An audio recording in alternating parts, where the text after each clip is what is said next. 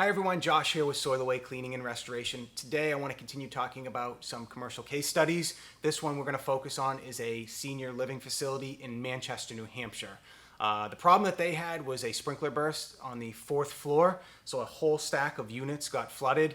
Ceilings, floors, walls, water damage everywhere in the hallways. Pretty chaotic scene. Thankfully, this was an ERP customer, so we already had a pre-established relationship with them. So the transition in there to get working was very, very smooth. Our priorities, first of all, because it was in the middle of a pandemic, was safety of the residents. We contained off that part of the building that was affected from the unaffected areas, so there'd be no crossover of people working or any of the process that we needed to go through to get the place cleaned up.